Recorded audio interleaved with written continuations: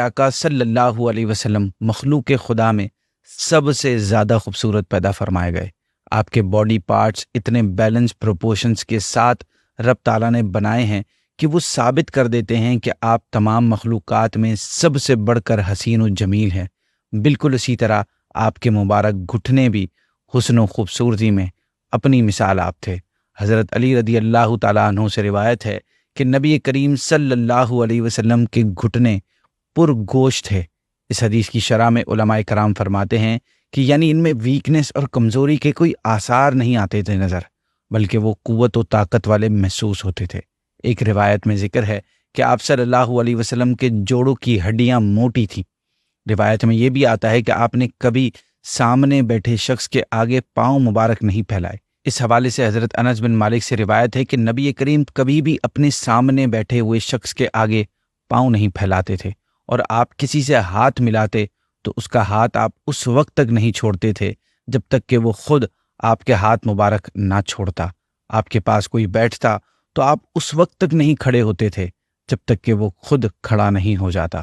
اسی طرح یہ بھی روایات میں آتا ہے کہ حضور نے کبھی اپنی مجلس میں بیٹھنے والوں کے سامنے گھٹنے دراز نہ کیے۔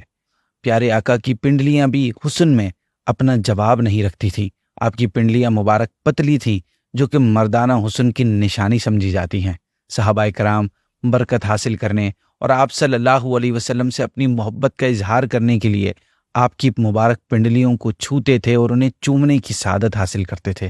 ناظرین، جن جن صحابہ کرام نے پیارے آقا کی مبارک پنڈلیاں دیکھی، وہ جب بھی ان پنڈلیوں کا ذکر کرتے تو انہیں ان کی چمک دمک یاد آ جاتی اور وہ پکار اٹھتے کہ میں آج بھی اس چمک کو اپنی آنکھوں سے دیکھ رہا ہوں۔ اس حوالے سے حضرت ابو جحیفہ سے روایت ہے کہ ایک روز آقا کریم صلی اللہ علیہ وسلم اپنے ٹینٹ سے باہر تشریف لائے تو مجھے حضور کی مبارک پنڈلیاں دیکھنے کا شرف حاصل ہوا۔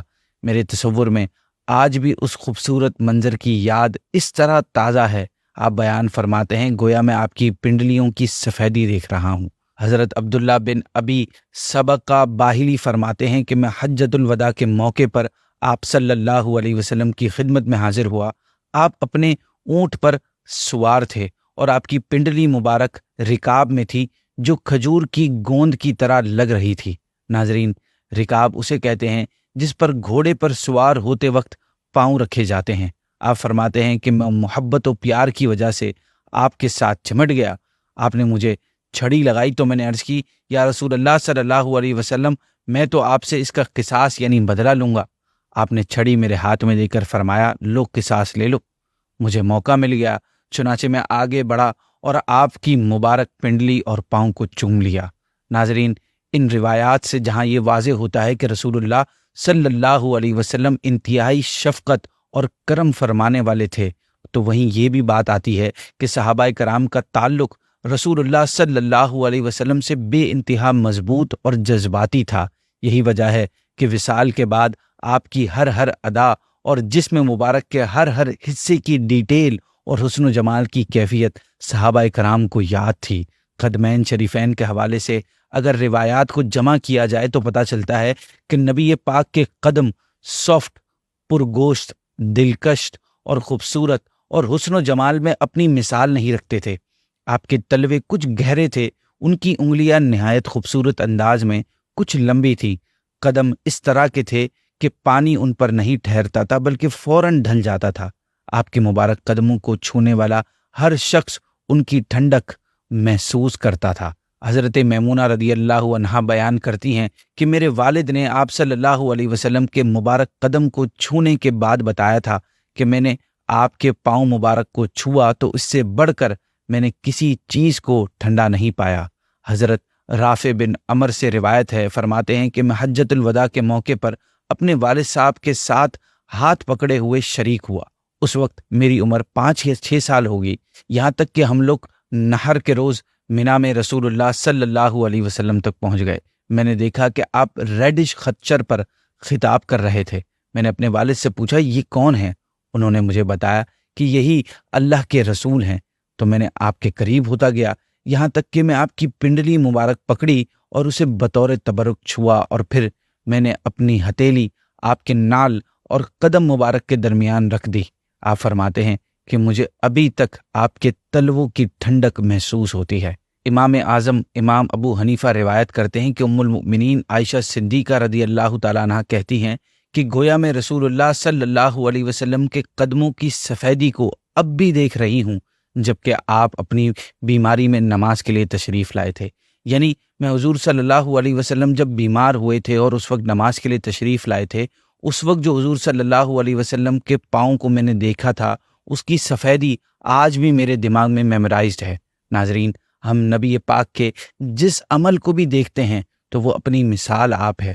آپ کا ہر عمل بہتری اور کمال کی معراج پر ہوتا ہے۔ سم ٹائمز کچھ معاملات آپ ایسے بھی سر انجام فرمایا کرتے تھے کہ جس سے آپ کی جسمانی قوت کا بھرپور اظہار ہوا کرتا تھا۔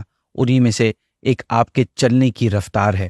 روایات میں آتا ہے کہ آپ تیز رفتاری کے ساتھ چلتے تھے، اور آپ کے چلنے میں تیز رفتاری یہ روحانی قوت کی وجہ سے تھی، نہ کہ آپ جان بوجھ کر محنت و مشقت کر کے جان بوجھ کر آپ انٹینشنلی ایسے چلتے تھے۔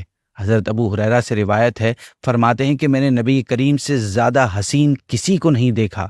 ایسا محسوس ہوتا تھا کہ گویا سورج آپ کی پیشانی میں چمک رہا ہے۔ آگے فرماتے ہیں، اور میں نے آپ سے زیادہ کسی کو تیز رفتار نہیں دیکھا۔ ایسا محسوس ہوتا تھا کہ گویا زمین آپ کے لیے لپیٹ دی گئی ہے۔ ہم اپنے آپ کو بڑی مشقت میں ڈال کر آپ کے ساتھ چل پاتے، لیکن آپ پر مشقت کا کوئی اثر نظر نہیں آتا تھا۔ ناظرین، نبی پاک کے چلنے کی کیفیت میں یہ 3 باتیں ہمیشہ نمایاں رہتی۔ نمبر 1، آپ تیزی سے چلتے تھے۔ نمبر 2، آپ آگے کی طرف جھک کر چلتے تھے۔ اور نمبر 3، قدم اٹھا کر چلتے تھے۔ یہ تینوں باتیں عاجزی اور انکساری کی نشاندہی کرتی ہیں۔ آپ کی رفتار میں غرور یا تکبر کا تو تصور ہی نہیں ہوتا تھا۔ آپ بڑے بڑے قدم اٹھاتے ہوئے نہایت ہی باوقار، عزت مندانہ اور پسندیدہ چال چلتے تھے۔ سینہ تان کر زمین پر زور زور سے قدم مارتے ہوئے اور اکڑ کر نہیں چلتے تھے۔ جس وقت چلتے تھے تو ایسا فیل ہوتا تھا کہ جیسے اونچائی سے نیچے آ رہے ہوں۔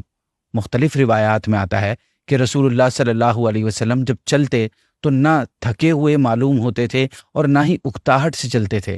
اگر پلٹتے تو پورے بدن کے ساتھ پلٹتے، نگاہیں نیچی رہتی، نظر مبارک آسمان کی جانب کم اور زمین کی جانب زیادہ رہتی، یعنی نیچے زیادہ دیکھتے۔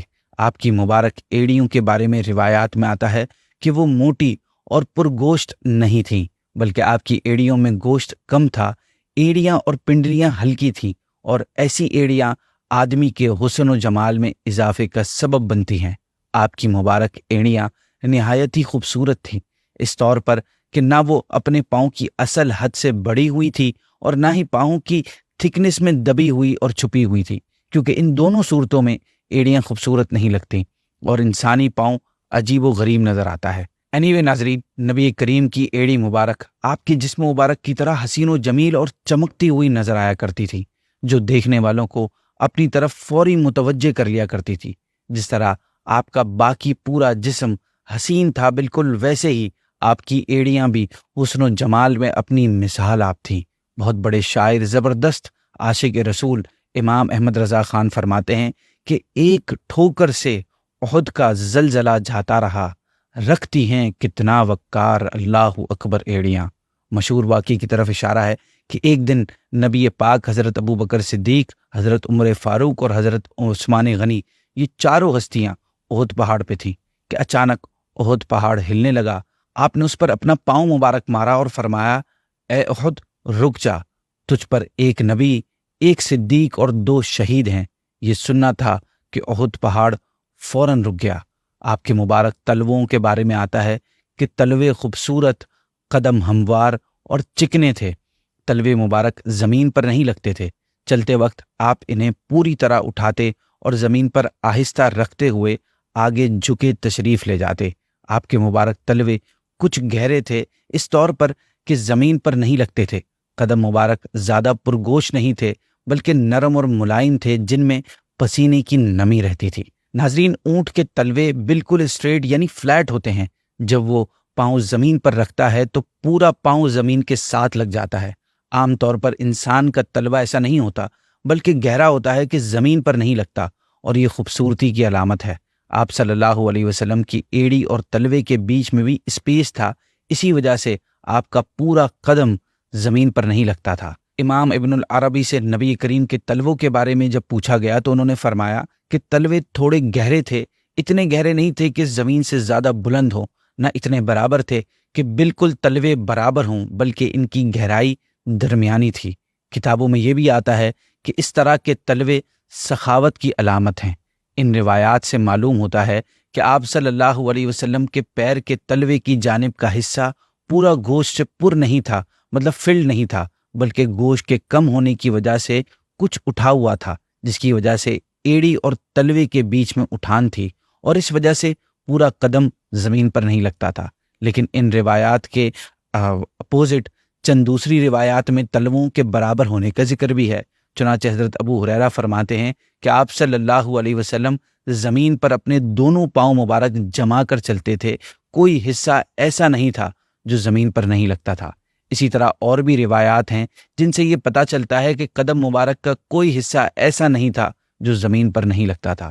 ان ڈیفرنٹ روایات کو علماء کرام نے جس طرح ریکنسائل کیا ہے، اس کی سمری یہ ہے کہ چونکہ آپ کے تلووں کی گہرائی کم تھی، اس لیے جب آپ آہستہ آہستہ قدم اٹھاتے تو پاؤں کے تلوے زمین پر نہ لگتے، لیکن جب آپ زور سے قدم اٹھاتے اور کچھ سختی سے پاؤں زمین پر رکھتے تو تلوے بھی پاؤں کے نشانات میں شامل ہو جاتے تھے۔ ایک دوسرا جواب اس ڈفرنس کو دور کرنے کے لیے یہ دیا گیا ہے کہ ابتدائی عمر میں آپ کے تلوے گہرے تھے اور آخری عمر میں بڑھاپے کی وجہ سے بدن مبارک میں کچھ بھاری پن آ گیا تھا، جس کی وجہ سے پاؤں کے تلوے برابر ہو گئے تھے اور ان کی گہرائی ختم ہو گئی تھی۔ ناظرین، یہاں پہ ایک اور بات آپ کو بتاتا ہوں کہ کسی شخص کے تلووں میں گہرائی کا ہونا اس کی چستی یعنی فاسٹ ہونے کی نشانی ہوتا ہے، کیونکہ ایسے افراد کے لیے دوڑنا یا تیز چلنا آسان ہوتا ہے جن کے تلووں میں گہرائی ہوتی ہے، کمپیریٹیولی ان لوگوں کے جن کے قدموں میں گہرائی نہ ہو۔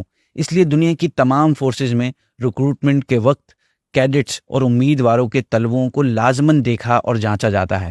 اگر ان کے تلوے بالکل سیدھے ہوں تو تمام تر ایبلٹیز کے باوجود بھی ان کو ریکروٹ نہیں کیا جاتا، بلکہ ایسے شخص کو مس فٹ قرار دے دیا جاتا ہے۔ ہمارے پیارے آقا صلی اللہ علیہ وسلم کے جسم مبارک کے ہر عضو باڈی پارٹ کی طرح آپ کے پاؤں مبارک بھی حسین و جمیل اور عظیم تھے۔